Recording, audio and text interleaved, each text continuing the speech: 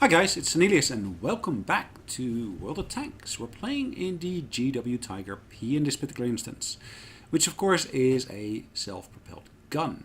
We're just driving back to a nice position here with some cover from the bushes. As you can see, we're playing on a very open map. This used to actually be a map that used to be in the early version of the game, but they've remodeled it quite nicely. Yeah, it looks a lot better now, but yeah, the gameplay is quite different because it used to be mostly lower tier games that were played on here, and now it's higher play games as well. So what do we got here? I'm trying to basically aim for this position here. It's quite often a position that gets taken up by the enemy when they're trying to defend, because yeah, it gives some cover from, that means the rocks, and as you can see, there straight away is an enemy tank positioning itself, and I'm straight away firing a shot at it, and I'm killing that ELC. Well, that's a nice opener. I've got the first kill from our team. So we're making it 1 versus 0 in terms of the kills thus far. I'm seeing there's an E100 further up the map. So I'm going to rotate my gun to be aiming in that direction further. And I'm going to try to basically aim for that particular position here. Now, he most likely will have moved because I'm assuming he's not a stupid player. I'm not saying that he would be either way. But yeah, basically, once you fire your gun and you basically become visible, it is advisable to, of course, move away. Now, you might have noticed here that that little bridge, there was some breakage occurring around there, which typically indicates, of course, someone is moving along the line there. But we do see here, and what is it? Is it a T95? Yeah, a T95. Now, it's got some cover from that building over there, but we should be able to put a nice shot into him with reasonable success rate, I think. But yeah, I'm not going to chance it because there's too much chance of it being blocked by that building he's just behind. So what we're going to do is we're going to basically aim northwards on the Conqueror here. See if we can take out that Conqueror here. I'm assuming he hasn't moved much, and looking at the trajectory of that shot, it looks like we actually hit him right on. So yeah, we did some nice damage there. Looks like, unfortunately, we have lost 2 players on our own team, which is a bit of a pity. But yeah, we're trying to, of course, support the team here. I think we got, 3 players guarding the north flank here on this side. Yeah, and as much damage as we can do to the enemy, that'd be great. It looks like, if you look at the damage log, it actually says Conqueror has been hit for 498 damage. Or at least whilst he was stunned. Now, the direct damage that we did to him, we don't know. Yeah, that's basically something that's not made visible. But we do know that basically we were able to help in terms of the, having him stunned, or his crew stunned at least. And of course, that basically led to us getting some experience for that as well. Alright, are there more enemies in this area? Now, I can't really see much, but yeah, there are a few tank destroyers here. Plus this one here, the Object 257. Put a nice hit into him. Nice bit of damage dealt to him as well. So thus far, we basically dealt a fairly decent amount of damage. Now, I don't know the full extent because, like I said earlier, one of the tanks was not visible when we actually hit it. Let's see what else we could potentially hit over here. I'm going to try to help defend this particular north section of the corridor here. Now, someone will have to start moving through here. I'm sure. I'm sure of it. Yeah. The only thing is who will basically make the first move. And will I be ready for it? So what I've done here, I've put a shot towards that tank there, the T-54E1. Unfortunately, of course, I didn't hit him, but I was able to stun him for a little bit. I kind of had hoped that that would give my own team the opportunity to maybe expose themselves a little bit and put a shot or 2 into him. But that doesn't seem to have worked out in that particular way. Right, we got a fairly long reload with this particular gun. I've got the higher caliber gun of this particular tank. Or artillery, I should say, self-propelled gun. So what we're going to do, there we go. That should be a nice position for me to be able to hit him. Will I be able to hit him there? I'll have to chance it, I think, innit? Yeah, there we go. And yes, I did do some nice damage there. 347 plus again, I was able to stun his crew. Now that heavy tank there is got very little chance of survival.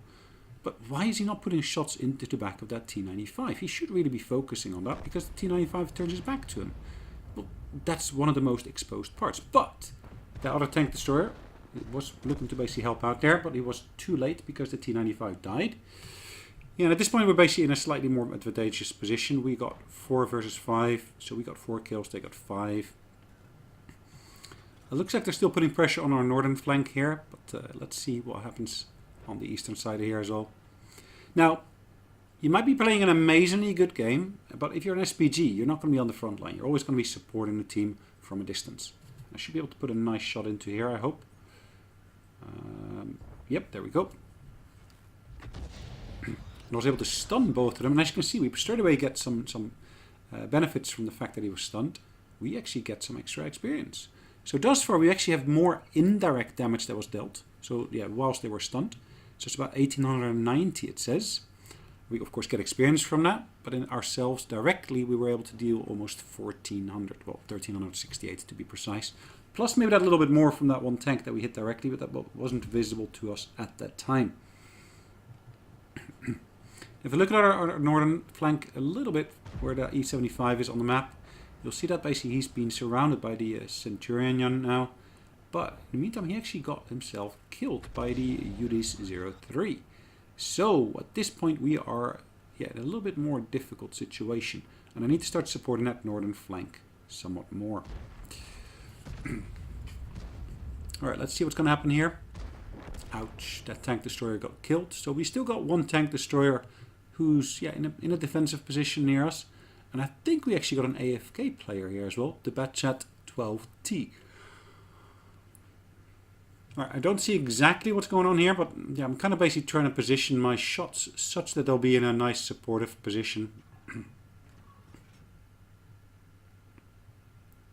Okay, the video is not entirely fluid at this point. Hopefully it's better for you. The T-54 E1. I'm expecting him to move further down, so at least he can put some shots into the tank destroyer. Now the tank destroyer did get hit by something already, and he's able to do some damage to the enemy tank. I'm still not quite sure where I should basically place my shot. Now I am reloaded at the moment. One of the things to bear in mind with this particular gun is we got very, very limited ammunition. It's a high caliber gun, but that of course leads to the bigger ammunition requirement, or well, the space required for each individual piece of ammunition is greater. So you got less ammunition you can carry along with you. So, there we go. Just what I was hoping for. And leading the shot, and there we go. Nicely put into him. It looks like he's actually reused the repair kit there. Alright, damage after the stun. That's good. Always nice. Unfortunately, he's able to put another shot into our ally there and finishes him off. Now, will he be able to see me already? I think he can see the Batchat 12T. Again, no movement from the Batchat 12T. So I'm hoping I'll be able to put something extra into him to take him out of action. Another 6 seconds to go approximately. Now, which one to go for? That combination there? Wow, luckily someone took out that T-54E1, and it actually was the AT-15 that did that. So we just fired a shot, and did we hit? Did we miss? I think we missed. I'm not sure.